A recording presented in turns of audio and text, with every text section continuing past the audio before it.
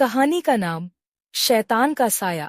मैं हूं निधि, एक साधारण लड़की जो एक छोटे से गांव तिहारा में रहती है। यह गांव दिन में तो आम लगता है, लेकिन रात होते ही यहाँ का माहौल बदल जाता है। गांव के बुजुर्ग कहते हैं कि यहाँ कुछ है, कुछ ऐसा जिसे हम देख नहीं सकते, लेकिन वो हमें देखता है। बचपन से मैं इन बातों को अफवाह समझकर नजरअंदाज करती आई थी, लेकिन जो मेरे साथ हुआ उसे न मैं कभी भूल सकती हूँ और न ही नजरअंदाज कर सकती हूँ। सब कुछ उस दिन शुरू हुआ जब मैं अपनी दादी के घर गई। उनका घर गांव के किनारे एक पुरानी हवेली में था, जो मकड़ियों के जालों और धूल से भरी हुई थी। दादी अकेली रहती थी, जो कि दादा के गुजर जाने के बाद उन्होंने किसी से ज्यादा मेल जोल करना। मैं अक्सर वहां जाती थी, लेकिन इस बार कुछ अजीब सा लग रहा था। हवेली में कदम रखते ही एक अजीब सी ठंडक ने मुझे घेर लिया, जैसे कोई छिपी हुई निगाह मुझे देख रही हो। दादी ने हमेशा की तरह मुझे अपनी पुरानी कहानियां सुनानी शुरू की। उन्हें अपने पुराने किस्से सुनाना बहुत पसंद था, लेकिन इस बार उन्होंने एक अलग ही कहानी शुरू की। गांव के पुराने जमाने की एक घटना, जब यहाँ एक भूतिया बंगला हुआ करता था। वो बंगला शैतानी ताकतों का अड्डा था। दादी ने धीरे से कहा, जो भी वहां गया कभी वापस नहीं आया। मैं हंस पड़ी।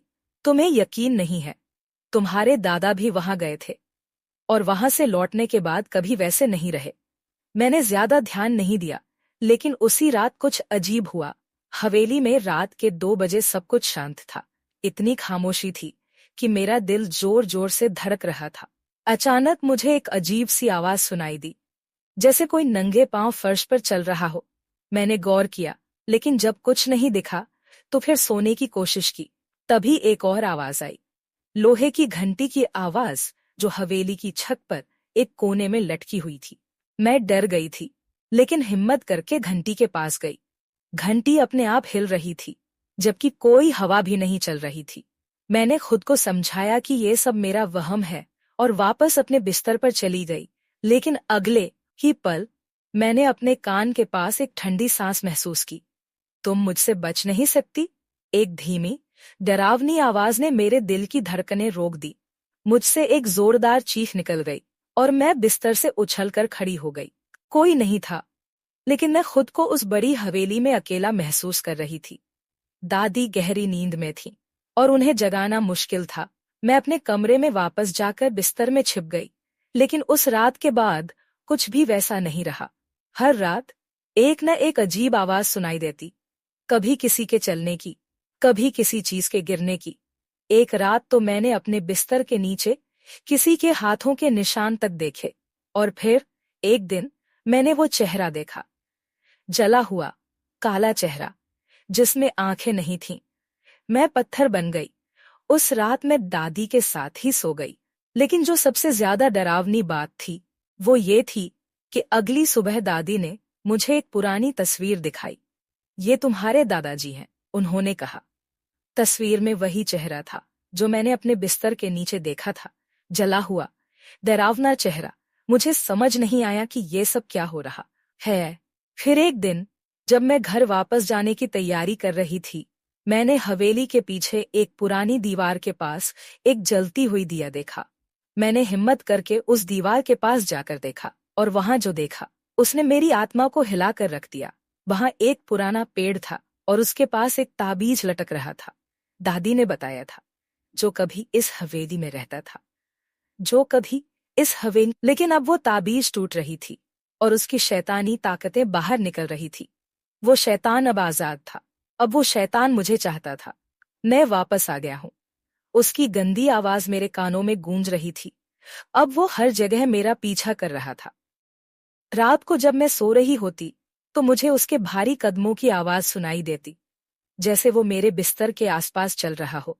और एक दिन जब मैं अपने कमरे में थी, उसका साया मेरे पीछे था। जैसे ही मैं पलटी, वो मेरी आंखों के सामने था, एक काला भयानक साया जिसका कोई इंसानी रूप नहीं था। मुझे समझ नहीं आ रहा था कि अब क्या करना है। मैं पूरी तरह फंस चुकी थी, और ये शैतान का साया अब मुझे कभी नहीं छोड़ेगा। लेकिन फिर मुझे दादी की एक बात याद आई, उसका खौफ सिर्फ उसी तक रहेगा जो उसे खत्म करने की हिम्मत रखे। अब मुझे समझ आ गया था कि मुझे इस शैतान का सामना करना होगा। एक रात जब वो साया फिर से मेरे कमरे में आया। मैंने हिम्मत करके बिस्तर से उठी। मेरे हाथ ठंडे और पसीने से तरबतर हो गए थे, लेकिन अब मैं डर के आगे झुकने वाली नहीं थी। मैंने दादी के दिए हुए ताबीज को अपने हाथ में कसकर पकड़ा और हवेली के पीछे उस पेड़ के पास गई। चारों ओर घना अंधेरा था और मेरे हाथों में सिर्फ एक छोटी सी लालटेन थी। जब मैं वहां पहुंची तो माहौल अजीब था। पेड़ के नीचे की जमीन गीली थी, जैसे वहां अभी अभी कोई बलिदान हुआ हो। हवा में एक भयानक बदबू थी, जैसे सड़ी हुई लाशों की। मैं पेड़ के पास खड़ी थी और तभी वो साया मेरे सामने आ गया। उसका रूप अब पहले से भी ज्यादा डरावना था। उसकी आंखों की जगह सिर्फ लाल धब्बे चमक रहे थे और उसके हाथों से काला धुआं निकल रहा था। तुझे मैं ले जाऊंगा, ये दुनिया तेरे लिए नहीं है। उसकी गंदी आवाज फिर गूंजी। मैंने ताबीज को जोर से पकड़ा और दादी की बातों को याद किया। उन्होंने कहा था कि इस ताबीज में पुरानी शक्तियां बंद हैं जो इस शैतान को काबू में कर सकती हैं। मैंने पूरी ताकत से ताबीज को उसकी तरफ बढ़ाया और जोर से कहा, तू अब किसी को और नुकसान नहीं पहुंचाएगा। शैतान ने एक जोर से चीख मारी और हवा में एक तूफान सा उठ गया।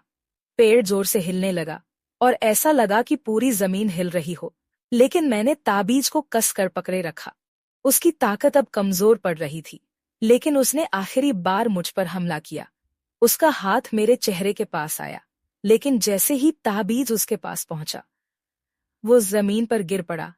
एक पल के लिए सब कुछ शांत। शैतान का साया अब गायब हो चुका था, लेकिन कहानी यहाँ खत्म नहीं हुई थी। जब मैं हवेली वापस गई दादी को सब कुछ बताने के लिए, तो उन्होंने बस एक अजीब सी हंसी हंस दी। तुम्हें लगता है तुमने उसे हरा दिया, उन्होंने कहा। वो अब तुम्हारे अंदर है, निधि। शैतान का साया अब तुम्हारा हिस्सा बन चुका है। मेरी रूह कांप उठी। मैंने दादी की तरफ देखा, लेकिन उनकी आंखों में जैसे अब वो शैतान उनका हिस्सा बन चुका हो। उस रात में हवेली छोड़कर कभी वापस नहीं गई, लेकिन आज भी जब रात का अंधेरा छाता है, मुझे अपनी सांसों के बीच वो गंदी सी आवाज सुनाई देती है, मैं अब कभी नहीं जाऊंगा, तू अब मेरी है। उम्मीद है आपको मेरी कहानी पसंद आई होगी। अगर आपको मज़ा आया हो तो प्लीज़ लाइक करें, अपनी राय कमेंट में बताएं और चैनल को सब्सक्राइब करना न भूलें। आपके सपोर्ट से मुझे और भी अच्छी कहानियाँ बनाने का हौसला मिलता है। धन्यवाद।